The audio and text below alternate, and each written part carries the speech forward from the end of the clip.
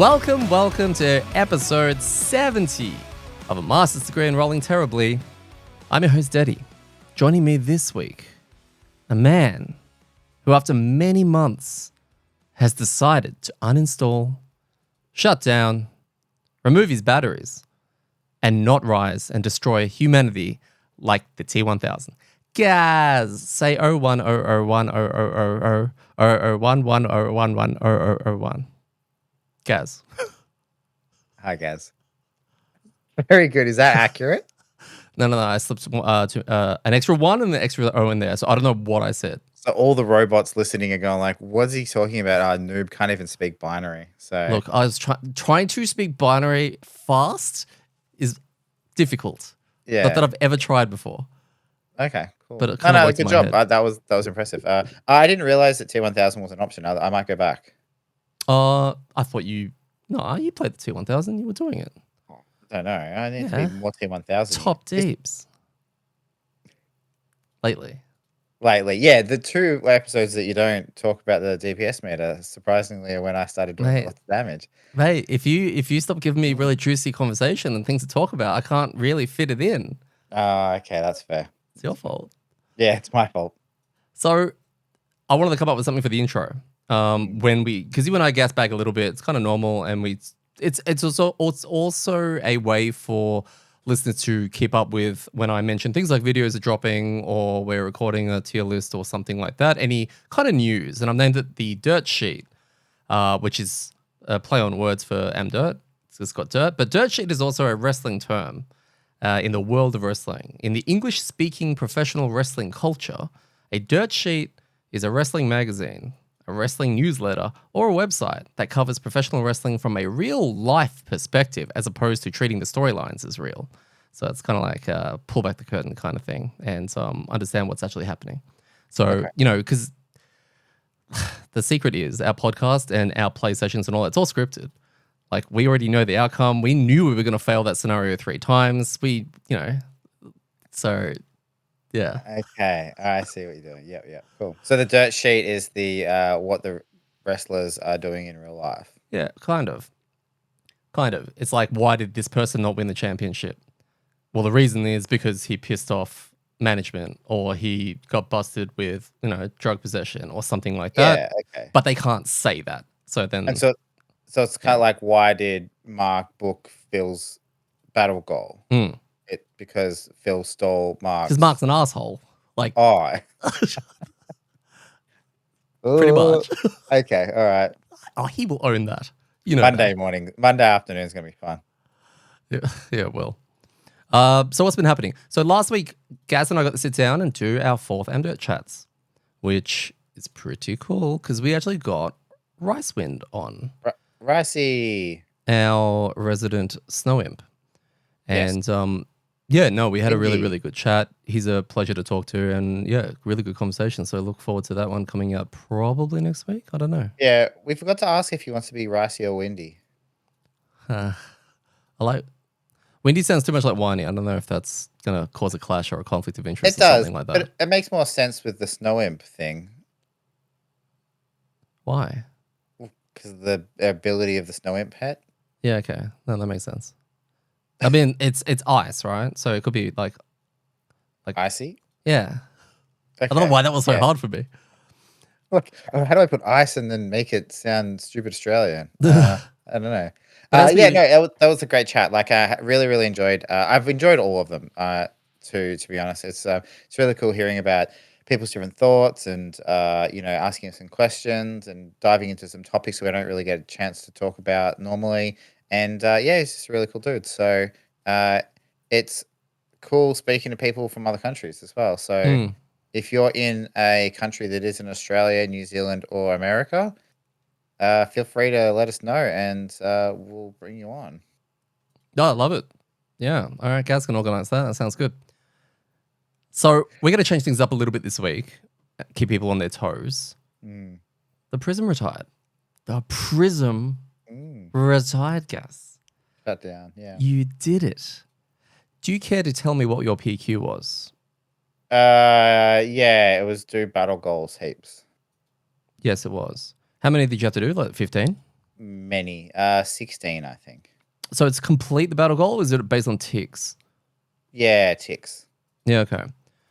With that particular PQ, we drew it fairly late. Obviously, it's your fourth character, I believe. How did you feel about that PQ? Yeah, it feels fine. I mean, I didn't realize until halfway through that we were playing it on hard mode because we get rid of all the easy PQs, right? Yeah, So, that's a good point. I like, didn't think of that. yeah, I didn't realize either. We reshuffled about three-quarters of the way through, so when we got a refresh, I was like, "Ooh, these are delicious!" Like, there's some tasty two tickers in here that are really easy to do. Mm. So that had something to do with it, but yeah, overall it was fine. I Yeah, think okay. at least at least it was one that was happening every scenario, right? Like it's not walled behind a timing of anything. Like there's no events or whatnot. Like you always get battle goals. You have some selection over it, so it's that did sometimes sway my decision. I think the hard part was that sometimes you're in a scenario and you're like you're on track for your battle goal, but then for the scenario you need to book your battle goal. Yeah. Like, like, oh, The I wins really based. need to use this Yeah. ability now because this is pretty clutch to Mm. do this at this point. There were times where I needed to still do my battle goal, or I needed to hoard resources or get people to do things that weren't super efficient because I needed to complete something. Mm. And that's where that felt a little bit bad because it's like, I remember specifically one of them with Phil and asking, like, do you think we can still do this if I don't really do anything for my next 2 turns? I think it was the prison one, the first prison one. Basically, I needed to remove a bunch of negative conditions of things which I could do with my robots. So I spent like a whole turn just bouncing between my robots and not doing anything I because remember that that. worked. Yeah. But it was like if I do that, I'm then having to rest, and then so it was like I'm pretty much not going to have an impact on the rest of the scenario. Do you think you've got this? And he was like, yeah, it's fine, I got this. So that's fine. But if that was more clutch, then I don't know. What do? You go, well, we finished the scenario and then I don't win my battle goal, but now, right, or I finish my battle goal and we don't beat the scenario because I did that. I Is don't my get the ticks. is my memory right in that you have actually booked your battle goal for the scenario whilst you've had this PQ? Yeah, I think so. I did I think early so. on because I was I'm just like, oh, whatever. It's battle goals. I'll just do them whenever. yeah, And okay. then when I I was like, remember it. oh God, I have done almost none. I need to do heaps more of these. So yeah. Yeah, okay. I remember, I remember there have been a few times because I've forgotten what your PQ was only up until maybe the last 2 weeks when you've reminded us. But you have made those comments, and that has stuck with me in the middle of a scenario where you've sort of said, I kind of want to get my battle goal. And I'm like, yeah, okay, calm down. We all need perks. Like, chill, Mm, that kind of thing. Forgetting how important it was kind of for you. So, yeah, okay, cool. yeah. It's interesting. Like it's not the best one, it's not the worst one. Random thought. I Mm. When I was going through items for my Astral, and on the Frosthaven card database, it shows you all the items, and you can sort it based on slot, just to get an idea of what's out there. And when you're planning for what you want to have, there's an item on there. I can't remember if it's jewelry or something. There's one on there that's like you can complete your battle goal even if you lose the scenario. Oh yeah, I think I've seen that. I think we've got that. Yeah. Yeah, we do. I wasn't now when you started talking about that, I was just like, I feel like he's going to talk about that item, but I wasn't sure because I never looked it up whether that was battle goals or something else that you got to keep regardless if you lose or not. I think you keep, yeah. I don't know if it's, I can't remember the wording of it, but it was something like you achieve it, even if the group, I can't remember actually. Was it when the group Fails. fails? Yeah, maybe. Yeah, okay. Yeah, I'd be curious to see if that kind of pulls it along. Because the other thing is, if you get 15, I mean, if you're playing in a group and you are lucky enough to keep pulling the two tickers and not have to do our variant of putting Mm. things away, you could retire it in what, 7, 8? Yeah, no, yeah, Yeah, which okay. is early. But I mean that's similar to Mark's at the moment, right? He's got the do the challenges, but I Mm, think he only needs to do I'm gonna say 12 of them, mm. maybe. Which Yes. at our rate, at our point in the game, he pulled that at the worst possible time because we were up to the hardest ones, and we were slowly going through them one at a time. But for a good 10 scenarios in a row, we were banging out 2 at a time. Yeah. He would have Right. retired So, in 6 scenarios. yeah. So maybe it's 14 for him actually. So that's 7 scenarios, right? Like you're done. And then yeah. So I Yeah. feel like there's a couple that you get through really quickly, and others that So Yeah. Well, I'm not going to sit here and ask you a whole bunch of questions about your experiences as the Prism. I'm sure that we can do that either in a separate video or we go through it or something completely different. But I'm sure a lot of people want to hear your experience with it, item selection, things you enjoy, things you didn't, challenges, all that kind of stuff. I think it'll be a good breakdown. Yeah, no, I will. I still do have plans to put a bit of a review together, so I will collect my thoughts somewhere. But overall, it was fun. It was a really well designed class, and I think there's a lot to enjoy.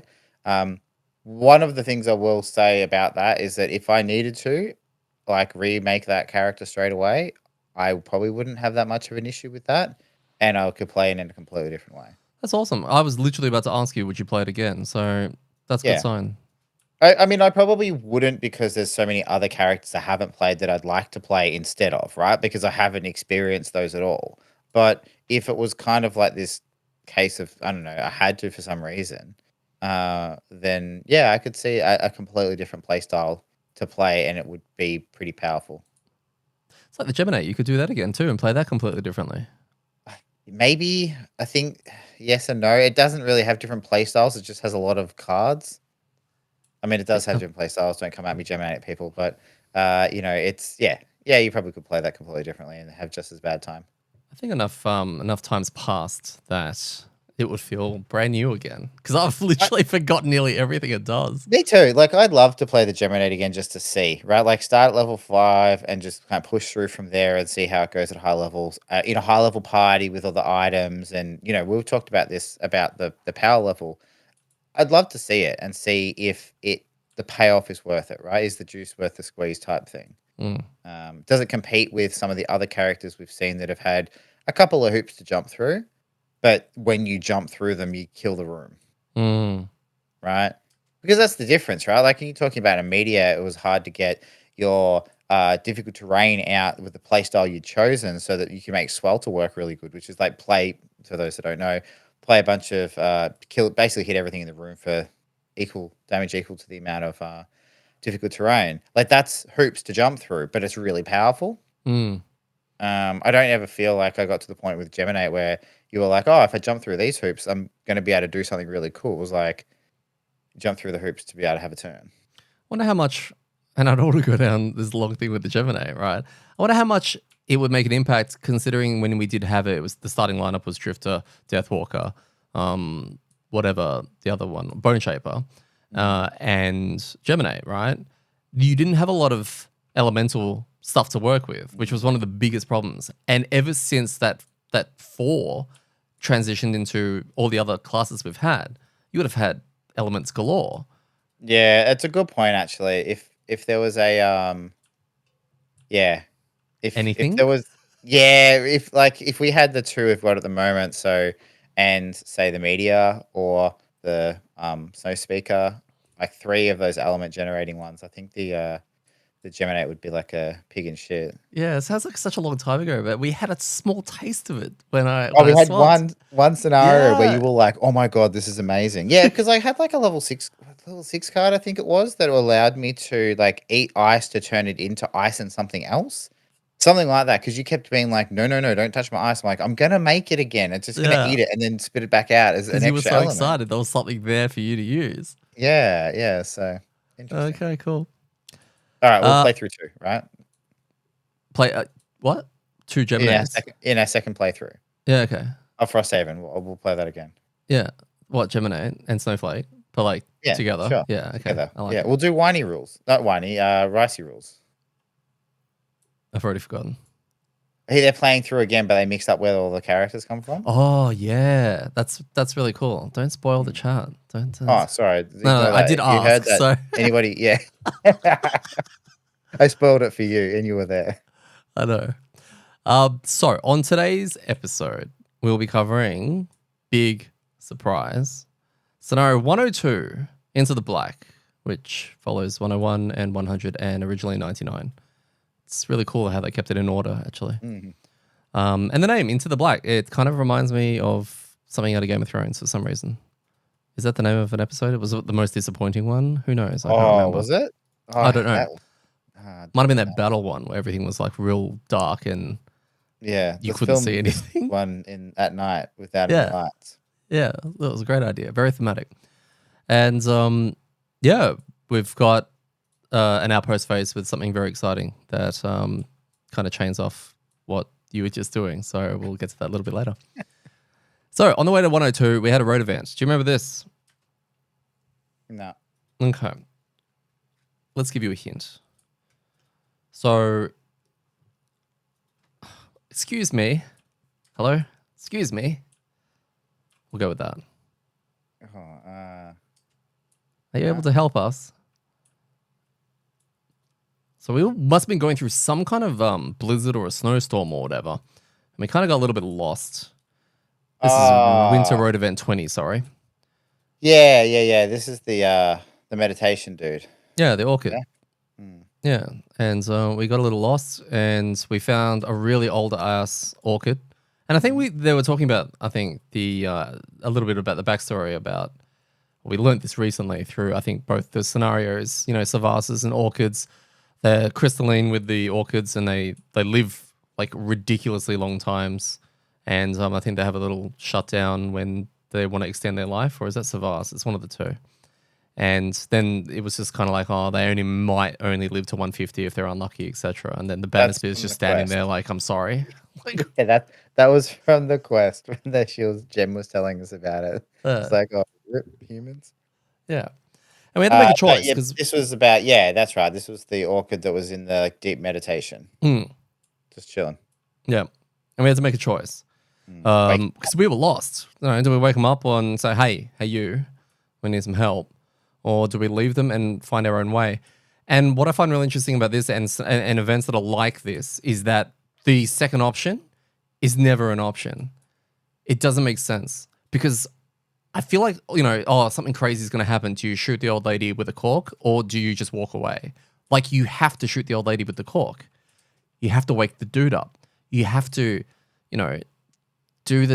because everything else just runs the risk of you walk away. Nothing happens or no effect. Yeah. Right? Yeah. So, woke him up and we got something out of it because one of us also happens to be an orchid and it was all good. Yep. Then we had to continue on our story and to shorten it down, we found the Savas last week. I can't remember, Bartlett, I think. It was Bartlett. We stabbed him in the head with an orchid and then went spelunking into his brain. That's pretty much it. Does that capture the essence of why we're here? Yeah. Should I rewrite dwarfs? Yeah, make sure. I think you need to go through and edit and put a little footnote there. Yeah, nice. Scenario 102, Into the Black, the fourth from Alexander Theoharis, at least the fourth in this chain. He may have done others, I haven't checked. Scenario goal, the scenario is complete. Just before you go into that, the story did explain a lot about all of the stuff. We talked about this last week about we're going to go find the Savas. What's the deal with this? Where they talked about being mercenaries. And in this part, Jem did explain all of that, right? And it was really cool. Very cool.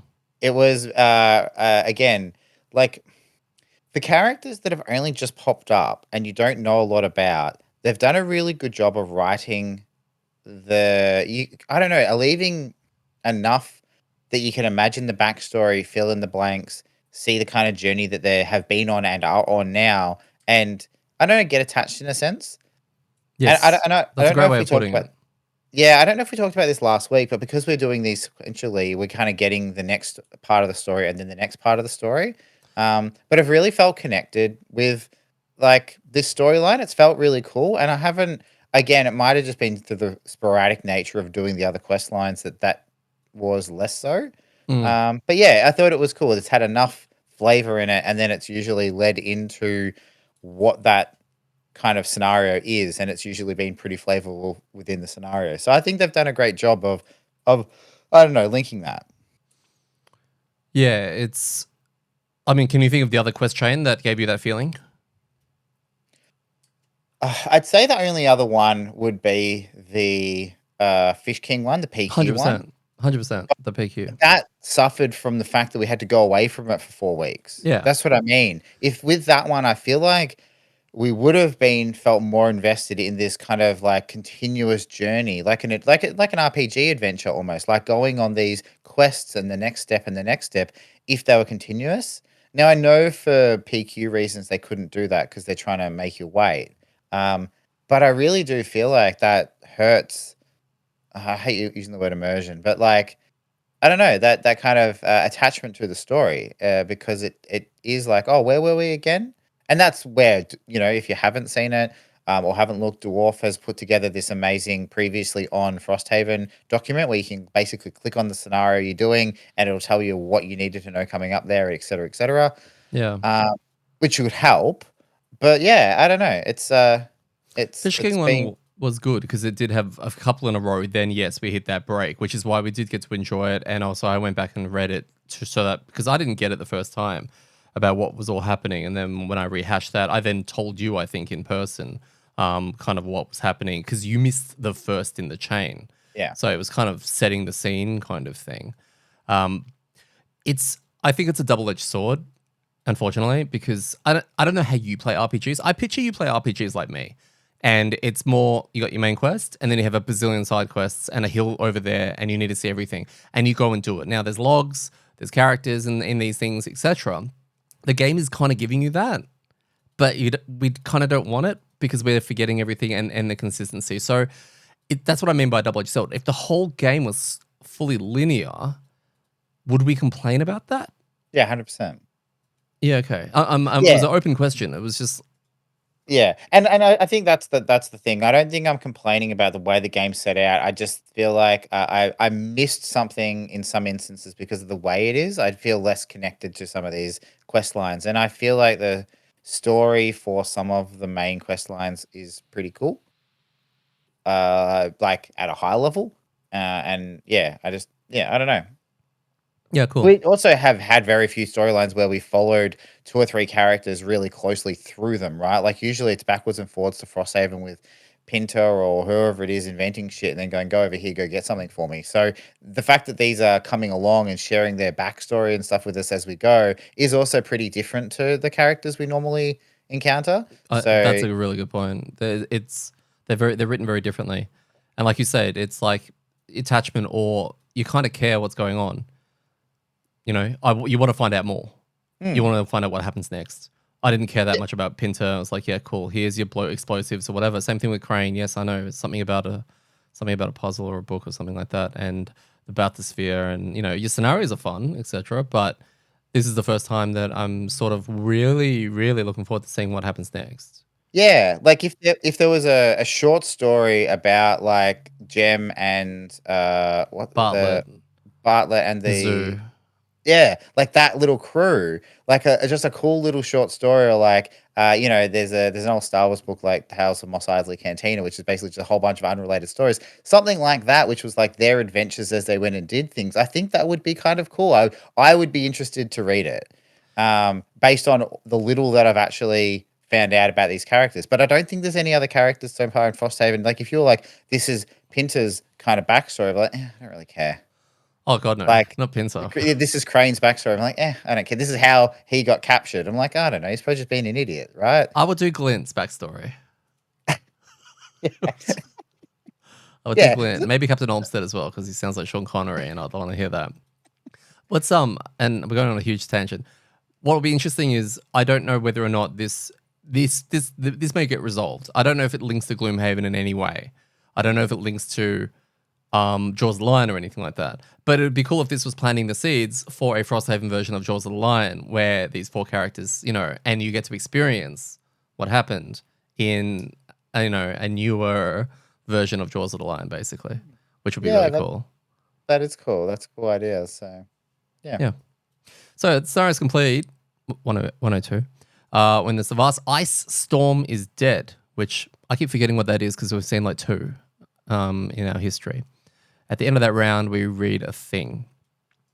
Now, scenario effects lately have been very, very cool because they just read all gases will add 1 minus 1 to their AMD because everyone else can ignore them.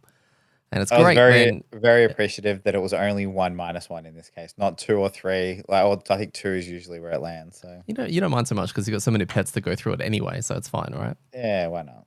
Yeah. So special first room setup, which I've jumped to this spot here because Mark came over and was like, we were watching the footy and we were just talking about stuff, and he looks at the table and he's like, well, we should probably set up today's thing. And I was like, yeah, sure. So I packed everything away, and then I put 2 of the 2 hex corridors, as you remember, in the middle of the table and put my mini on one of them. And he was like, are you serious? I'm like, that's it. It's literally 2 double hex corridors. Yep. Yeah, well, that's what I experienced when I got there. I got there and there was these 4 hexes in the middle of the table. 2 of them were taken up, and I was like, heaps of options for starting location, right? Like, is it one of these 2 empty hexes? Mate, I picked the hex that was closest to me, but I also wanted one of the middle ones in case you did your bless thing. So you did flat around it. Sorry, Phil. I did. And then Mark, who was next to me, chose to go on Phil's spot in a way, opposite him. And then Phil was like, okay, he'll go there. And then you were like, I bless Jason to be you and you. And I swear he misses it every scenario. Well, it's gone now, so you can get the potion again. You can pay him back. That's right. Special rules. Well, if he gets the potion, he can do himself and someone else. So he could choose to miss me. He could. Well, he'll miss all of us because he just jumps to the front line, right? Yeah. Special rules. Any character may spend a movement point to place 1 hex, a 1 hex corridor, or an ice tile within range 3 that is also connected to the existing map. So this basically expands the overall map size. And there are no walls and no line of sight. Line of sight can cross gaps. Every 5th hex that's placed this way will cause something to happen. And there's a chart, a giant ass chart. I think flipped through the book just randomly, and I've seen some of the sizes of some of these, and this is like a full page, like special rules nearly, which looks terrifying until we're actually doing it, and it's nowhere near as bad, just because of how big it is. So that's every 5th hex, a new thing will happen. These moments will cause monsters to spawn, treasure tiles to spawn, or instruct you to place a number token, which basically becomes a spawn point for the future. The 40th tile we worked out, because it said it in the book, will cause the Savas Ice Storm to spawn, which is the goal. All right, we need to kill him. But the chart kind of keeps going. And there are more spawns even after it, which kind of was a bit confusing at the time. And finally, at the 55th hex tile, a treasure chest will spawn. These timings are for 4 players, mind you. The chart also shows the timings for all the different player counts, and they do differ for obvious reasons. So let's have a little chat about this, because this has to be one of the most far-fetched special rules that we've come across in all of the Haven scenarios, right? This breaks the entire rules of board setup. Yeah. Right? Like, when you have a game, you have rules, and then you break those rules to make things interesting, and you have to make sure you don't break them too bad, because that's when things get like mega broken and they either don't work or they become stupid, right? So it's like what the challenge cards do. They all break or they bend rules, right? They change and modify things so that they're different, and that causes cool instances. We've had scenarios that have broken even just in this quest line, we've had ones that have changed the stamina process, right? You start with none of your cards and then you gain them. We've had ones that, do a whole bunch of variety of things. This was literally like, I'm going to mess with how you set the board up. Like, nothing has ever been like this. So as soon as you read that out, even without the chart process, right, of how things were going to spawn, I was just like, insane. Like, this is bonkers. It was really cool. Like, right from the get-go, it's kind of like, you can kind of, where are we building? What are we doing? Rice, when in our chat, literally, afterwards he said to me, when he found out we were doing 102, he was like, if you guys don't do the map in the shape of a penis, I will be really disappointed. And all I could think about at the time then was like, well, we are totally doing that.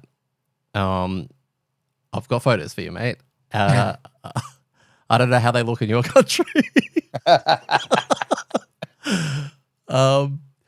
All right, challenge cards. But yes, So, no, it was definitely it was like okay, wow, this is cool. This is a really looking forward to seeing how this plays out. yeah, Mm. challenge cards. Phalanx. So we've got our challenge card deck back. Now, what do you want to do about this, by the way? Let's talk about this right now live. Mm. When we complete 2, are we keeping them out of the deck? Or do we just shuffle it and put everything back in?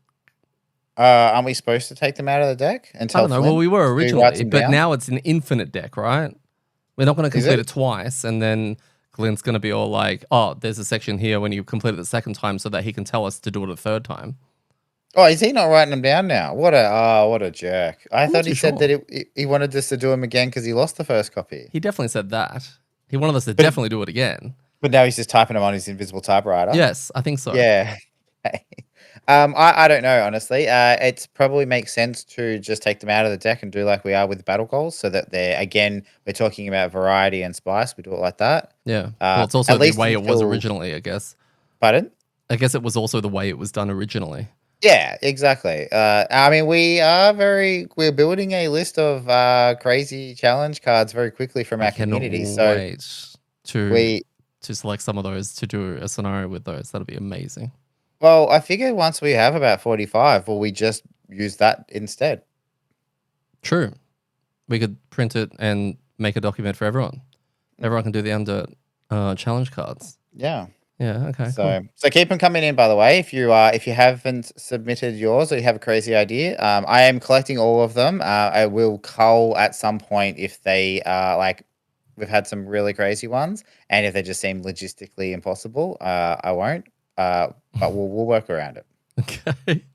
We'll work around it. So phalanx. Each enemy gains 1 shield when it's adjacent to 1 or more of its allies. Cool.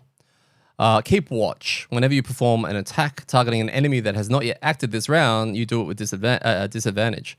But if they've already acted this round, you gain advantage. But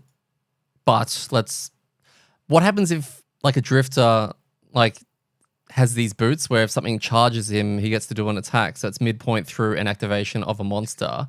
Yeah. And then Phil is hitting it in response to it moving into its space. What about that exact niche situation, Gaz? Because that will never happen. Yeah, I'm glad that it never came up. Are we just asking the rules question now? Yeah, why not? Yeah, okay. What happens? Yeah. So Dwarf, can you read the card and then answer that question, please? I think we just played it was yeah. So which one didn't we choose, Steady? It's an excellent question. Do you remember? I do. Oh, do you? Okay, good. Mm. No, I don't. Okay, whenever you end your turn, Oh, any gosh. characters next to you take 1 I damage. swear that wouldn't have been that bad apart from round 1. No, it wouldn't have been. So let's really quickly. We chose the ones we chose because one, the adjacent shield thing was almost completely within our control because the way Yes. that the placing tiles work basically means you spawn it when you place a tile, or it spawns where you placed a number tile, which is a spawn token, which again you chose. Yes. So we were just like, we just spread them out and we're fine. Correct. Right? Not an issue. And then Daddy's like, no, let's do this one. I don't want disadvantage. It's like, hang on, wait. Like, we're all starting next to each other and nobody has any incentive to move because we're going to spend all of our move points creating this map. No right? one said that. They just said, don't pick that card because it's going to be bad when we end our turn next to each other. No one said at the very beginning, no one's going to move. Well, I mean, you looked at it. You weren't going to move. No, I knew I wasn't going to move. I didn't know everyone else was not going to move. So, yeah, we were like, let's not do that because I feel like we're all just going to chill. Because, again, just to go back through the rule, you can spend a movement point to place a tile up to 3 away. So, it doesn't have to be adjacent to where you are. So, again, turn 1, we were pretty much all just going to spend a move 3 or 4 to just vomit out a bunch of tiles and get some things spawning. The opportunity to troll someone with it as well is amazing. Like, just literally spawning something next to someone. Oh. Like, it's just so we chose the other one just basically because, the advantage and disadvantage was less bad. And also, I mean, this is where I think I suggested we go with 1 just because. But then I remember we need to do them for Mark's battle goal. Yes. Because the incentive to complete these is now gone. That's the thing that I don't like. Right? When there was once you complete the deck, You still get read XP. this thing. Yeah. once you complete the deck, right? I mean, I was level 9, so I didn't care either. But that's the XP thing. But like when you complete the deck, you read this thing. So I was like, "Ooh, what's under that? What's behind this door? I want to know." Now that that's not a thing anymore, my incentive to do multiple of these, if it feels like it's going to be really yuck, is less. Mm. Because you're not pushing through a yuck thing to get some kind of bonus. You're right. You're just like making it worse for 2 XP. Mm. So yeah. Anyway, we'll probably still continue to do it, Oh, but 100%. We will. Like, without a yeah, doubt. Not playing vanilla Frosthaven, mate. I haven't come this far maybe with all some the doubt. DLC. Might be with some doubt. Maybe. The next bit of the setup, well, we had a chat with Riceman again back then about our pet situation. And you said that this week you were going to do something completely different with the pet choosing process because we've had Weedy with us for like 14 weeks straight now. And you thought maybe it was something to do with your shuffling. So what was your new system and how did it go? So yeah, so because there's so little cards, shuffling a small amount of cards always feels really weird. Like, are you just shuffling them back into the same order? Are they actually changing? I'm doing all these things to try and shuffle and mix them up. And so I decided that I was going to face down, lay them all out, and get Phil to pick 2 that were not adjacent to each other. Because that way, if I've shuffled them into the same order, then they can't be. What Yep. did we get, Daddy? We got Weedy. Reedy the Ruined Machine. He just came back. And What Dog the Black Imp, who's Yep. the attack 2 in initiative order. Do you have a new system that you're going to try next week? Is it to rip up the Weedy card and throw him in the bin, or Pretty much. okay. But I feel like it's going to be one of those horror movies where I'm going to rip it up, throw it in the bin, light it on fire, and then deal them out, and Wheaty's going to be the first card up, and just be like, guys, like, I think we really need to stop messing with this because I think there's some bad juju going on. Monster combinations, we have Savas Ice Storm, we have Chaos Demon, Night Demon, and Living Spirits. Now, X-Haven. Finish that thought, and then I'll tell you, I've got a better idea about the pets. Okay. X-Haven did show us that we were going to get Frost Demons and Wind Demons, which we did not show up because the Savas Ice Storm did not feel like using them. He summons Of course. Yeah. He summons them. Yeah, okay, that makes sense. them. So, pet idea. Mhm. We play the pets like we play the battle goals. Oh, yeah. Easy. That is so easy. 100%. I like it. No, that's real straightforward. Our party, we have Daddy on a level 5 Astral. We have Gaz on a level 9 Prism. Is that right? Mark on a level 5 Kelp and Phil on level 6 Drifter. I'm almost certain these are incorrect, but it's probably a copy and paste from last week. Gaz, did you have to make any deck adjustments for this particular scenario, or were you already comfortable where your deck was resting? I think I was mostly fine. I think I got rid of maybe a robot. I only took like 3 or 4 robots. I might have changed it from the previous week, which was a bit wonky. So I think I made it more straightforward. Plus, I got my level 9 cards, so it was really just all attack cards. Yeah. I made a call to bring Cassandra back for this particular one, and the main reason was we were building the map, so we were going to be in a lot more control, and I just felt I could probably keep her alive a little bit better. I'm playing the Astral, and Cassandra is my Claymore. Another thing is that due to the setup, again, where it's not running from room to room, I had a lot more like infusion flexibility. So I didn't rely on, I keep wanting to say Boon of the Hoarder, but I'm almost certain that's a card from a computer game, I think.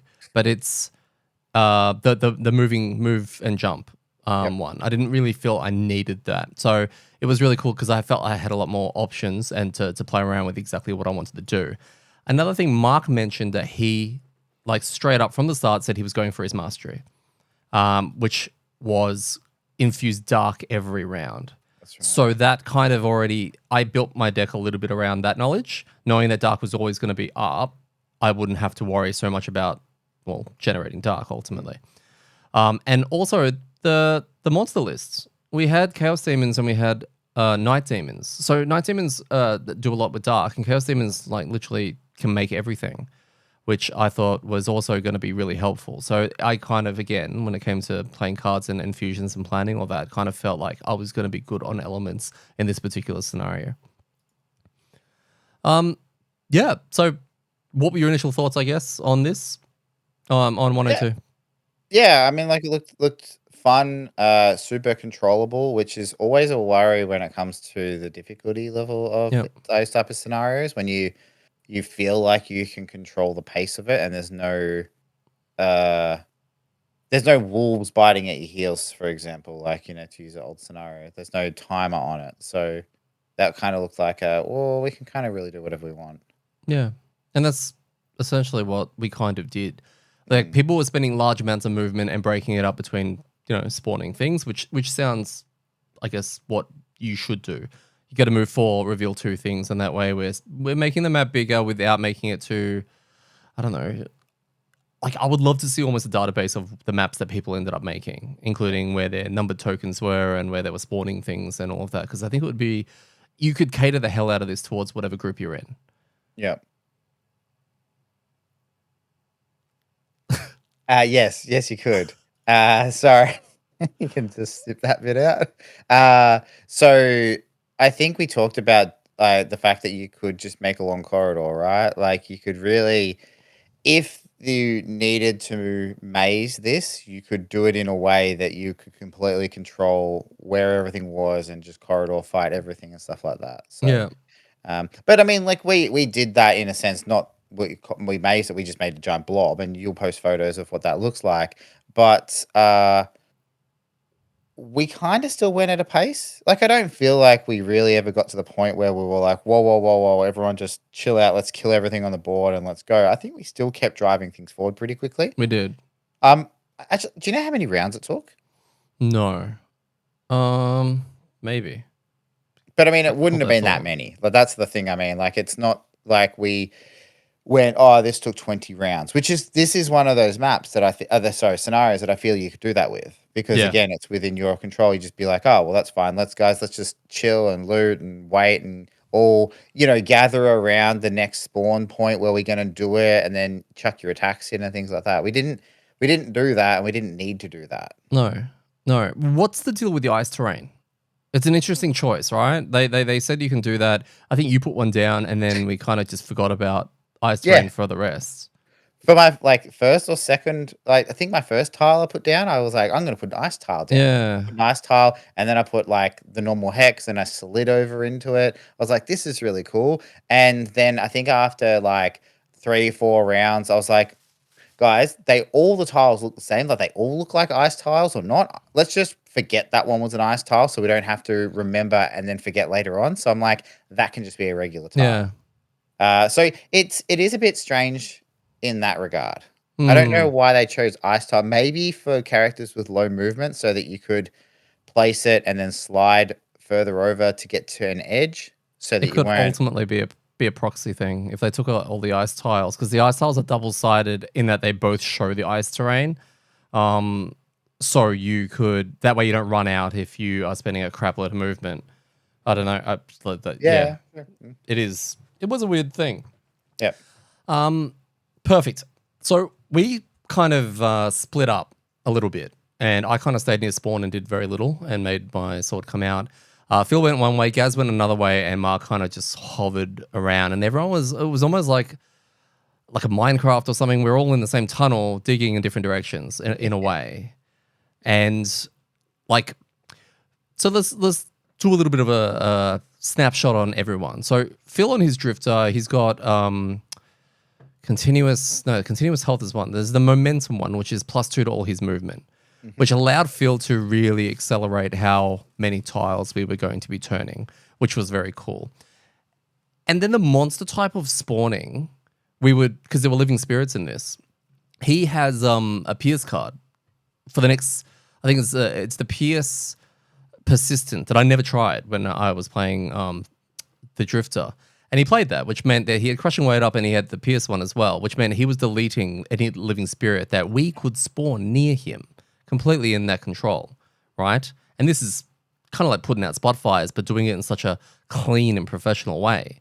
Is that we had the Night Demons over with you, where your army of pets, your army of robots, and your poison and everything else that you kind of did. You were just flat out deleting things as well, even though apparently we're supposed to have disadvantage, right?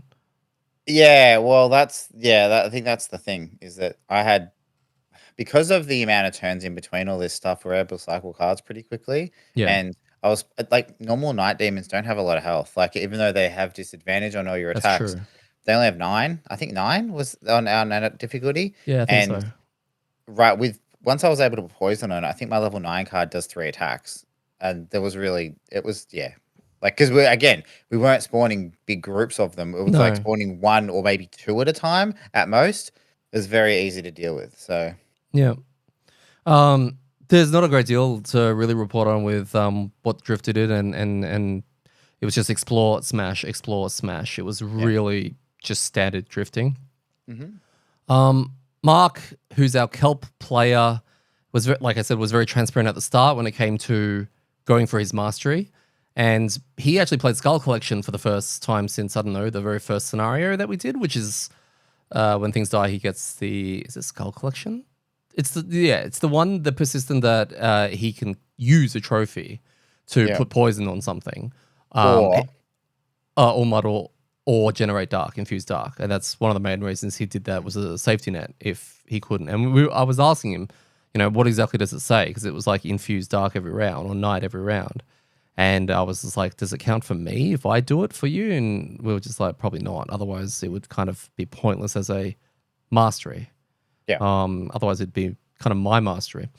But yeah, he did that for the Dark Generation. He's got a stun that he's been using a lot more reliably now, which has been amazing. Even on Chaos Demons that are about to really help me with Element Generation, he got a real clutch stun on that to shit me, which was I was gonna say really there cool. wasn't a lot of big moments in this No, scenario, but one of them was when the Chaos Demons drew their create all elements card. mm, Deddy got a massive smile on his face and yeah. thought, all of my Christmases have come at once.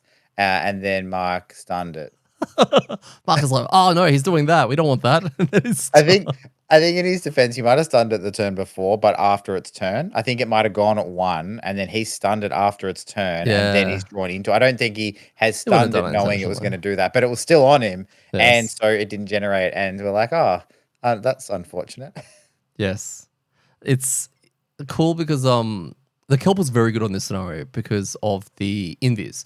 Invis gives him an advantage on everything, which meant that at worst case scenario on Night Demons, or if he was going first, was he was drawing 1 card when he was invis, which was good. All right, very good. So yeah, it was just, what would I have? Invis with the perfect, muddle, and the challenge card, and then Gaz handled himself like a champion. Well, I got crit for like 12 You in like did. I turn wrote 2. that. Yeah, got hit Yeah. for 12. Because I just went down to a corner and I was like, okay. That at the level we were playing at, I think the Night Demons were on average hitting for 5 or 6. Like they were hitting pretty hard, even though they were normals. And I was like, I was in my robot that stops my ability to heal myself. Right. Yeah, And I I was notice like, every time you do that, bad shit happens. yeah, really Every bad shit. time. Yeah. So, because I had 20 health, and I'm like, we're going to control the spawns one at a time. I'll wait till I get chipped down a bit before I switch out, and I'll just, because that allows me to poison things. And then on like the second turn or second spawn or something we had, it hit me for 6 and drew the crit. I was like, oh, okay, then, sure. I guess Hmm. that's most of my health. And so then I had to play this weird game of like, I don't really want to be next to these, or if I Well, do, because you ate it, right? You didn't negate it. You ate it. nah, yeah, I was on full health. So I was like, the thing was, I was just going to go into this letting them hit me first and then go after them so that I didn't have disadvantage because I would gain advantage, which would negate the disadvantage, and I just attack normally. And then I'm like, I am fine attacking normally. The problem was once I was down to like 6 health, I didn't want to let them have a turn, right, and then burn me. So I had to play some weird game that revolved around me switching robots and getting out of the one that was killing me, and et cetera, et cetera, et cetera. I didn't bring my heal card, so it was just like all kinds of annoying. Well, you were also on But your own, like pretty much the whole scenario. No one went yeah, down with you. yeah. So But you're yeah, I level just sat 9, down there so and spawned things next to me and killed them. yep. It was not all that exciting. I got to pull some high numbers, but I mean, most of them died before I did my third attack. Mm. So I think that like the two at least 2 times when I used my level 9 card, which is like a from memory like an attack 2, attack 2, attack 3 or something like that. Mm. I think I killed them by the second attack, and Yeah, I you was like, did. oh. Okay. I was also surprised. Yeah. And then with me on the Astral, so Cassandra I thought did well. I thought she was fine. Both of her deaths were just really unfortunate. Where it was kind of like, it was like Chaos Demons have innate muddle, and that's kind of it. I think they have from innate muddle. But the Chaos Demon that was up at the time when Cassandra was running around hitting stuff, wounding stuff, muddling stuff, etc., targeted Cassandra with an attack 4, pierce 1 or something like that, and then pulled a +2. Yeah. And I'm just like, oh, okay. Like, it's little things like that was just like, there was a good chance. It's got 5 health. It's got all my infusions, and it's got a shield. And it's still getting like that top deck lucky BS. Yeah, with a normal attack 4 is unlikely to kill it. Yeah. Right? Like the +2 or the crit are really the only things that are gonna do it. And so you can probably survive it through at least a hit. But PS4 attack 1 with PS1, it's like you need a red card now. Yeah. So me as a whole, on Cassandra, I thought it was really good. I thought she actually got a few blows in, which I was really happy with. And I actually summoned her a second time. She got a few more blows in, then she died again.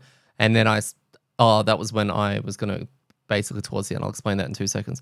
So I barely took any damage all scenario. Right from the very get-go, I didn't really move, at all.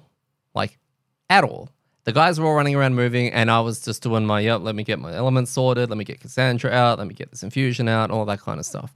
Also, while every now and then, this little dark element was in the air, and I'm like, oh, and I was just, oh, because Mark kept generating it. And then going, are you going to make it again? I'm like, nope. Well, we actually commented, I think it was maybe like turn 5 or 6. I'm like, you're not getting attacked often when you still have the wards that you gave yourself on turn 1.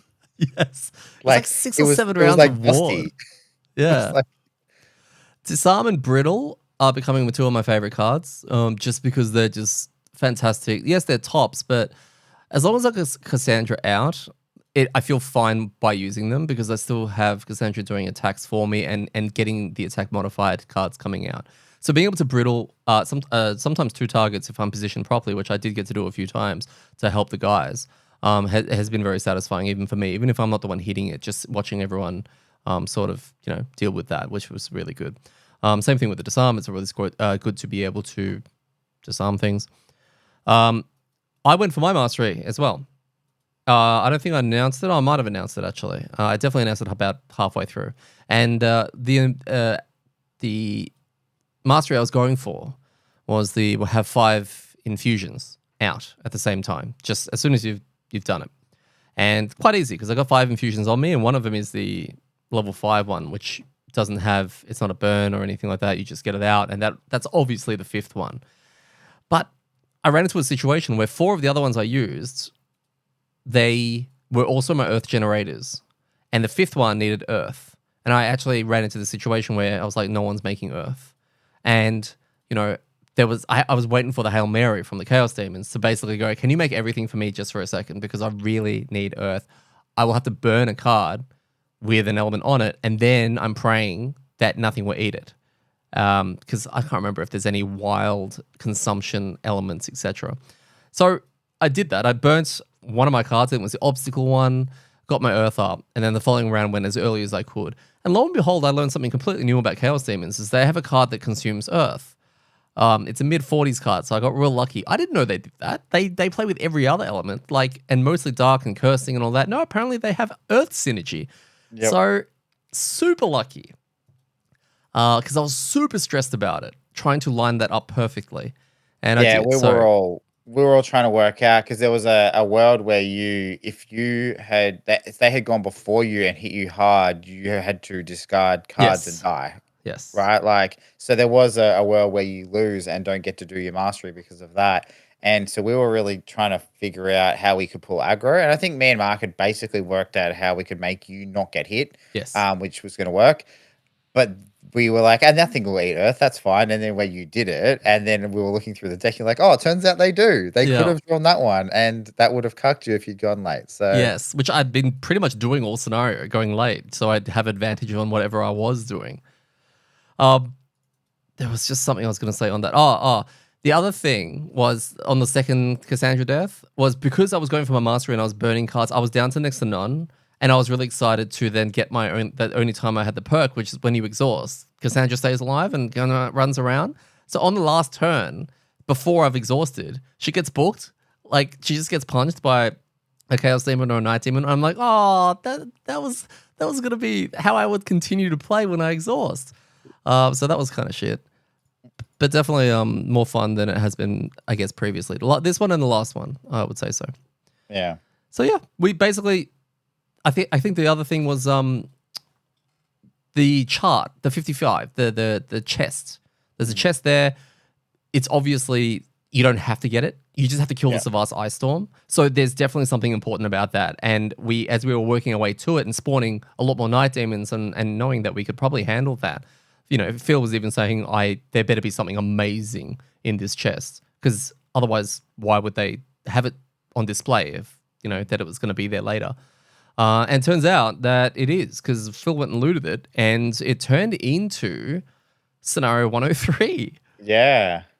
Which was very unexpected. Again, like a really crazy way of doing that, and I guess when we talk about this once we wrap this up, but about like what would you do? How would you know? What would you go through if you didn't do that, et cetera, et cetera. So yeah. Yeah. So yeah, we basically pulled it out. We won. It was pretty okay. No one was too stressed. No perspiration.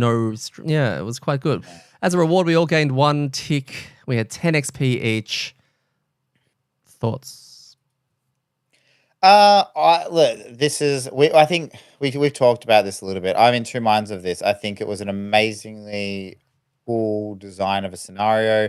It was a lot of fun to play with the special rules. So checking the table, placing the tiles down. The only annoying admin part was constantly asking you what was coming up on the next thing, which that's why I started trying to put the minis out that were going to be the next ones to come, just to jog our memory. But that's it. That's a minor thing that could have been fixed by just me looking at the book. Before you jump to the rest of what you're saying, because this all sounds relatively positive, let's talk about the positives. Let's keep it positive for now, and then we can maybe break down some of the negatives. Oh yeah, sure. Because I've got a little list of pros as well that I can throw in there as well. Yeah, I mean that's basically it. Like it was a lot of fun doing something different, building the map that way, and exploring and kind of working the puzzle out. Yeah, like writing was great, setup was great. The first build your own scenario was really cool with a really cool twist. Good variety of monsters. If they were allowed to be summoned, it would have been actually pretty interesting, because that ice storm was up for a fair few rounds, because the second you destroy it, and it's you win, so you won't be able to sit there and work out how you're going to get the chest. It was it had a few rounds to get there. And I actually found that this is probably a really, really, really good scenario that encouraged a lot of communication and teamwork, probably more so than others, just obviously from placement and all that kind of stuff. But, you but. Oh, I but. It was too easy. And I mean, this could be an us problem, right? Like, we've talked about the difficulty, which we won't go back into again and again, but like we've kind of at length spoken about the difficulty rating, but everything died too quickly. It was too There's so much control. Yeah, and there was no rush. Like I think I talked about it afterwards of like, I wonder if the scenario would be improved by forcing you forward on that timer. Like every turn, if no tiles were placed, you placed 2 tiles or something like that, right? Like forcing you in a way that you are going to have to get spawns at least every other turn. Not that we really needed to delay for very long, but knowing that we could meant that even if we got ourselves into trouble, we just wouldn't have moved or created any new tiles. So I feel like that was the only downside from what was like again a really cool scenario. Now, this is one of those your mileage may vary type situations though, because a different party makeup, like I was level 9, Mark's just destroying shit anytime he wants to. Phil deleted anything with shields, right? Which again could have been a real big problem. And so it was kind of like I don't know, maybe that's the problem. Well, and this is one of the ones that we really should have bumped up the difficulty for. So that's then on us. That's why it's hard to go. That's not a scenario thing so much. But yeah, what are your thoughts? Yeah, it pretty much all the things you've said. It felt everything was there for it to be epic, right? Really epic. That setting, we're in a brain. I don't know, even like the brain collapsing under the pressure of what we're doing inside this guy's head. There could have been just some more spice in there. Not saying so much gotchas and twists. I think a lot of people hate those. I mean, I love them, but just something to throw, a bit of tension. It was definitely lacking tension. Literally, the only part of tension was that round where I was trying to get my mastery, and I was stressed as shit, and it had to do with the fact that Chaos Demons exist. That was basically it. So yeah, 2 minds is the best way of putting it, because you can't fault the scenario really. I know in the community section of what I was reading up, people were saying that someone said that they made a bit of a spiral, right? With like a map, and it was a slog, right? It was a real slog to just like with a team of media and Snowflake and all of that, making a corridor and just littering it with hazardous terrain and letting things spawn and run down and just adminning them running through a whole bunch of crap. And it's kind of like you want to be rewarded for having these cool ideas, but you're not, if that makes sense. Yeah, I guess you are for winning, but I guess so. I feel like it's if you, and I don't want to say that's cheating because we've had a conversation about that, but if it's like mazing stuff and then saying that things are too easy, like by doing it like that, you are playing with rules and abilities that specifically make things easier, right? yeah, Like we didn't really do any of that. We just killed things quickly, yeah, right? We killed things quickly and we spawned them away from each other so no one got overwhelmed. And then the one example was towards the end where they spawned in the middle, which was cool. I thought that was cool because that put a little bit of pressure on, because we actually did do a bit of okay, we've got the boss out. Do we maybe just pump through to the chest and then just kill the boss? Like, is that how we do this last part? And I think we decided to. We were like, yeah, let's just. I can throw 4 out. Feels like I can throw 6 out. Great, cool. So what we can do next turn is we can pretty much just throw them all out, and we'll get all these spawns. But then at the same time, we killed most of the stuff. Like, yeah, that was what was funny. Was just like, oh, we're gonna have to push through so we can do that, and then we'll kill the boss, and then we'll just end it. We don't have to kill the monsters. But it was like, no, we just killed them on the way through. So maybe making it a kill all would have been better. Like, because then you have to at least kill the monsters. I don't know. I don't want to think about ways to improve it, but talking about the experience, yeah, I'm on the same path. I think, yeah, yeah, okay. it was like I really, really thought it was a really cool idea. It just didn't play out for our group either really super fun experience because it was too easy. That's it. I think it's the out group thing.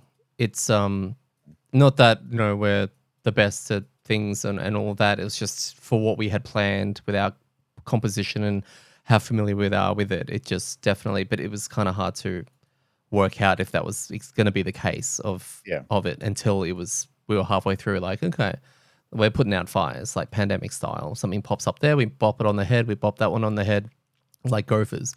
So other groups may have found this quite challenging, but it's just it's too hard to say.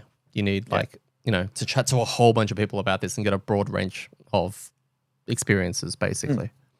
Yep. What did Mark think? And here we are back to crazy. This time inside someone's mind, who apparently has fog of war, an accurate depiction of me trying to remember things like birthdays, anniversaries, or anything anyone said in the last 2 minutes.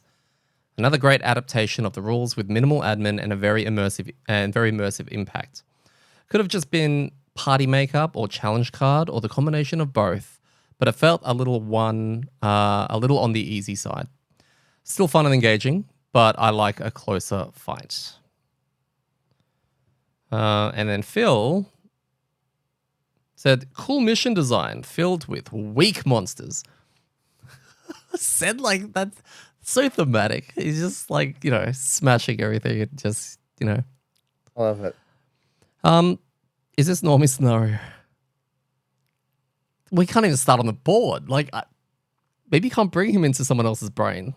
Yeah, how does that work? There's no spawn spot for him. He just I don't know. he's like insta gibbs or He's telefrags or clipping just through the dies. floor or something. Yeah, okay. Yeah, that's weird. I mean, I suppose if you did it, you'd just add one more tile and just call it there. Like you would just not count it as tile one. You would just say it's just there. Like that doesn't break the Oh, rules. I don't know. I think this is the second one for Dwarf for this episode. You know, what happens in that situation? Okay. So we got DPS, which I'm going to throw up. We've tweaked our DPS meters. Thank you so much to Edinator. Is it? I need to go and bring up the member list. Edinator, who has been talking to Mark about, he emailed me a while back about the DPS meters and how that they've incorporated a stats tracking thing in Xhaven, which is really cool because in Xhaven, if you have yourself highlighted and then a Night Demon number 3 loses 3 health, it automatically logs that as, well, this was Deddy's turn and he did 3 damage to this, which has made the DPS meters very different now because it's only tracking effective damage, which I think is kind of how damage works in the game, right? Yep. Somebody has 7 health and you do 14 damage to it, you have done 7 damage to it. And this is something that people may not understand or may not be aware of. So not understand because probably haven't explained it, is that we were just tracking the numbers that happened. So if you did 10 damage to something with 2 life, you wrote 10 down, right? Yes. Same with healing. If you healed over your health, like you healed yourself for 5 when you're on full, right? Or when you're on missing 1 health, you got 5 healing. It was just a pure numbers track. But this has changed it. Because now we have to. Well, what we did is Phil recorded just for against his wishes as well. He was like, "No, we've got a computer to do it now. I'm obsolete." And we're like, "No, you should do it. You should do it." And so he recorded it in the same manner. And then we tried it on Xhaven, and there were technical issues. Yes, and just towards the end of reporting, solved them. Yes, so. But damage-wise, anyway, I finished on 28. The majority of that was definitely Cassandra. We had Mark on 37, who was going for his mastery, so not as many Grim Trophy kind of spamming kind of stuff. Phil on 48 and Gaz on 51. It's very interesting to see the numbers like that because we know based on what we did, but it's interesting to see them as high knowing that that's how hard in a way we were hitting. Yep. So that's pretty cool. Yeah, we'll look forward to seeing how this kind of goes. Yeah. So we come back, we wrap up, we do our Outpost phase. Our Outpost event, again, was a bit of a fizz. I'm not going to go into that. But, like I said, you, my dear friend, retired. I did. And we said goodbye to the Prism. And which was we really sad. Oh, yeah. So what happened, Gaz? Tell me. Oh, what happened? It was so sad. Like, we don't have Fortella going because, I don't know, they're changing the new app is, the web app. It's driving me nuts. Doesn't work. So we had Deddy doing it, which he's a great replacement, and I definitely think everyone should subscribe to the OnlyFans where he reads out all the text. But it was like the Prism, for those that aren't completely aware about how it works, it's supposed to be like a Geminate robot. Like it was based on the Geminate thing, so it's supposed to be a whole bunch of different robot parts that kind of come together, kind of like the bugs do, and they form these things, and that's how it can kind of shift into different robots, etc., etc. Like Megazord. Yeah, like that, right?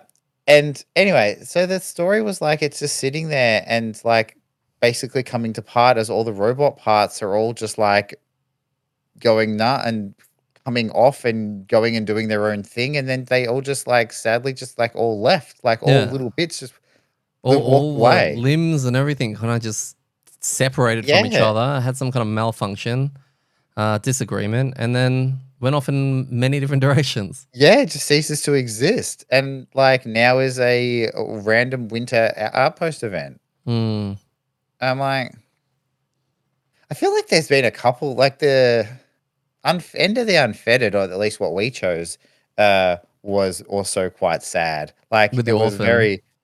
So, I mean, like, yeah, they're robots, man. They've been written like this too. We care about AI, right? Yeah, it's kind of sad. So Anyway, so yeah, but that happened, and I unlocked a building. You did. It's been a long time since we've had a building that has been worth any kind of excitement, Gaz. Very long. In fact, I would say forever. Forever. So we unlocked the Forever. Hall of Revelry. Yep. And we didn't really know what it meant until, I guess, we had to look at, I can't remember if it was the card or a sticker or something, but it was basically, there was something, I might have checked the FAQ, either way. The cards are in the wrong order, and you got to check to make sure, see which one is, and then you got to reverse the order of the cards. Yeah.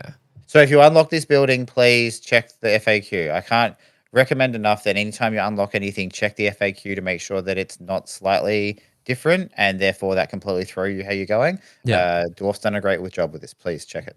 Yeah. And right then and there, essentially, I think I don't know how big the deck is, but you reordered it to its proper ordering. And then it said something along the lines of, I don't have it word for word here, is that every player, I guess, gets one, draws a card, and they're called trials, I think. Something like that, yeah. And they have kind of like a challenge or a mission or a PQ in its own. It's some kind of mini task. Yeah, I think and we haven't shared. That's what's no. weird. Well, it says specifically you can't, right? So the general gist is we went to this hall, and it's a religious thing of some sense. They're like, oh, we've got to do these things. If you do all these trials, then you unlock the end, right? And so you need to do all of these trials. So we handed one out, and everyone reads it, and it specifically says, read it to yourself. You must follow the instructions, and you must complete them all. You are not allowed to share them. To which feels like, oh God, you should see mine. I'll tell you what mine is. And it was like, no. Yeah, it's like specifically one of the two rules was don't tell anyone. So yeah, fascinating, really fascinating. And I can definitely say with reading mine, I mean, I'm fucked. Really? Yeah. So once you've completed it, now I need to recheck the rule. It's in the section that when we built it. But I think it's like once you complete a part of it or something like that, you can reveal it. I assume once you complete it, you can reveal it, and then at next scenario, you're going to draw another one. Next outpost phase, you've got to draw another one. So, I mean, I've only seen mine, so I can't talk to when and how they are completed, but I know when mine is completed. So I'm not sure. They might all have different things. This is really cool. This is the most unknown thing we've had in a really long time in the game. So, yeah, it is pretty cool. Yeah. I'm trying to work out whether or not if we had got this at the same time as the tavern and the town hall. And so we were just introduced to the coin thing. We were introduced to the challenges. Hell, throw the stables in there as well with the pets. And then we had this. Would that have been potentially like overload? Too much? Yeah. Yeah, this is where that conversation comes back up in the key things like this be seeded through the calendar, right? Like, you know, making sure I don't know, and again, not to solve design problems here, but making sure that by X point you have all of these, so that they're spaced apart and you get a good experience around that, not overloaded, but also you get them. Because we had nothing for ages. And then you're right, we had the stables, the tavern, and the town hall like really close together. And then nothing for ages, which we complained at length about how boring it is unlocking buildings when they don't do anything. And now we've got this one, which is really cool. Oh, I'm pretty sure I wasn't the only one complaining. I'm just saying I didn't. Half of the hosts didn't. Half of the hosts, yeah. So, I got excited about every building, even the depots and the shitty exchange shit. I can't believe you jump on here and lie to all of our listeners. I like it. You get money out of it. And the jewelry place was pretty cool too. Library gave me a new class. They've all been pretty damn good. You only wanted the library because you knew that your new class, your class you wanted to play was behind it. 100%. That's what made the library so good when we finally bloody got it. But yeah. Anyway. So yeah, it's exciting to see where that evolves. It's still early days. I'm wondering how long until people get fed up and start dropping really, really big hints as to what, I don't know, if they need something to be done in a certain way. I don't know how they're written because I've only got one to reference it off. That's And with everyone yeah. whinging the way they are about it, like in a fun kind of way, I'm not taking it seriously. Mine doesn't feel anywhere near as bad. So that's why I'm very kind of puzzled as to how. Yeah. Yeah, that it is interesting because I know mine and I know mine's going to be interesting of how it plays out and potentially really bad, right? But Phil's talking about his like the whole scenario is just like, maze up, but the balls up, right? Like, and so I'm like, well, what His are is they? I probably don't know. like don't play the Blink Blade or the Drifter as your next character, or something like that. Yeah, so it is interesting, you're right, because I don't know, the way I'm seeing it and reading the rules and then interpreting how mine works from based in that is that you're not supposed to tell anyone, but I think people are very quickly going to work it out, Mm. Oh, you right? reckon? Well, I mean, again, depending on it is, I assume it's not a case of like you're not supposed to tell anyone, but I'm sure once they see things or if you need to communicate things are happening because of a thing, right? Then they're going to know that that's the reason why. Oh, I You love know, it. I love it. it's just like game works as normal. People know what the rules are. When a thing happens that is not how that rule normally works, then you're Mm. gonna be like, well, that's clearly a thing. Mm. So yeah. Anyway, we'll What's cool about this is unlike the PQs where they're shuffled and dealt out, these are in an order. So mm. people who have done this before, listeners and other groups who have actually gone through this deck before, they know the top 4 cards. Oh, they know exactly what we're going through right now. Yeah, Yeah, and they yeah. might be able to pick up, without us revealing, kind of which one who got what, and at least out of you and I, because I don't seem as stressed about it as everyone else. Yeah. Okay. Especially starting a new character. Starting a new character with my one is really bad. Oh, that's exciting. So, So what are you making? I am making the shards, a shard, Whoa. many shards. Yes. The what's it called? The shout speaker, the yelper, the Yelp. yelp. So, Yeah, Gaz and I have already recorded our unboxing. We did that earlier today, yeah. and it was very Daddy made a fun. lot of inappropriate jokes. So if you want to hear bad toilet humor from Daddy, then have a listen. And even if you don't want to hear that, have a listen anyway. Mate, you can't help it. The names of some of those cards are just amazing. Yeah. They're models. I swear, they're models.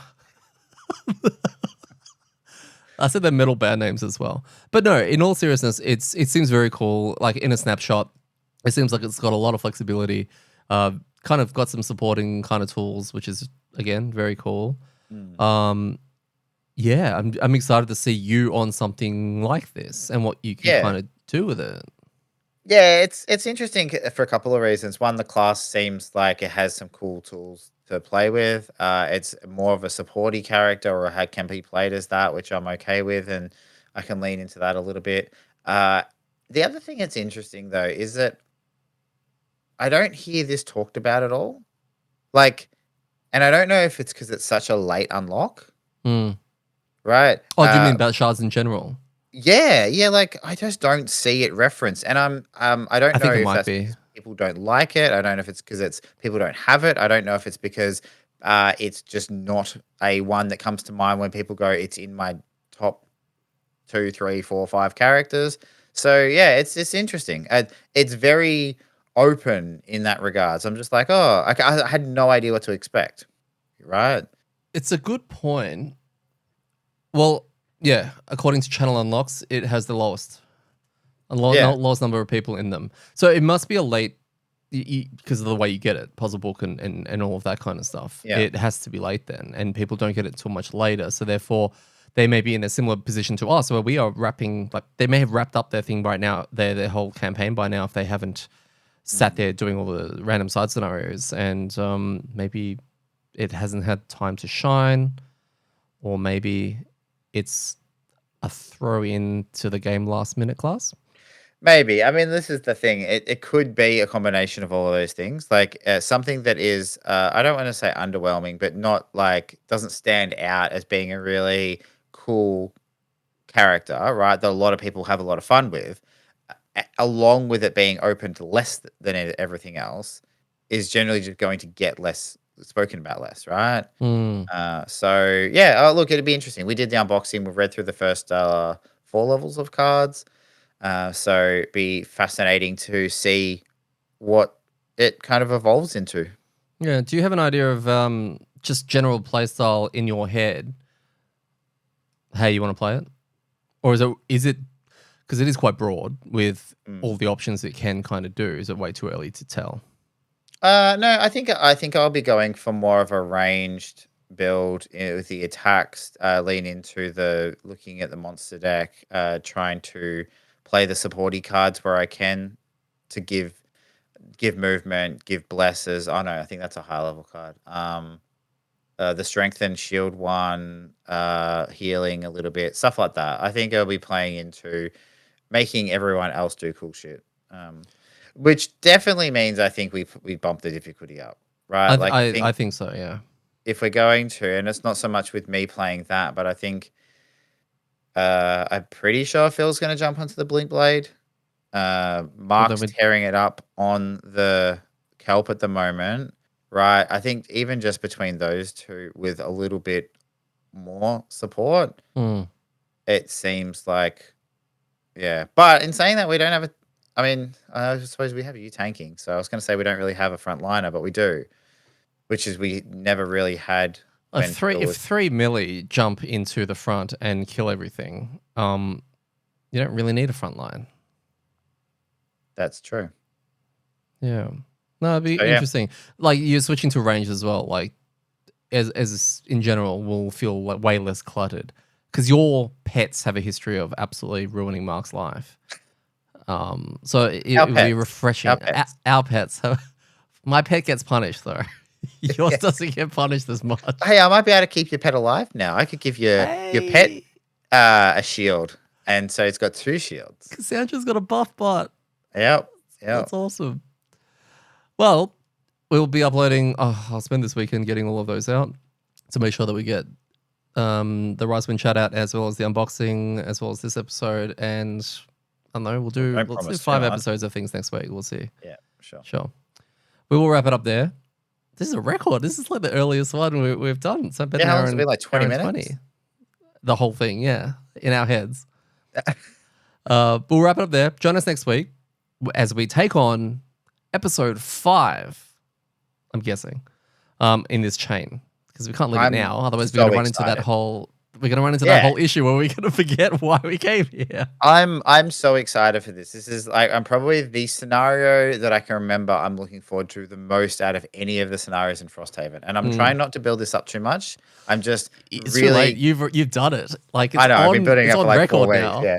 Yeah, but I'm just really looking forward. I've got a new character. We've got this scenario we unlocked. It's kind of we didn't talk about it. I mean, you mentioned it, the unlock through the chest, but like it's kind of like I feel like a secret scenario in a sense, but it's also the like the end of this scenario chain. Like it's just everything. I'm just let's see. I am what mood am I going to be in next week? That's the question. Bold prediction. Is this scenario we're going to do next week while we're running this train, is it going to be in your top 10?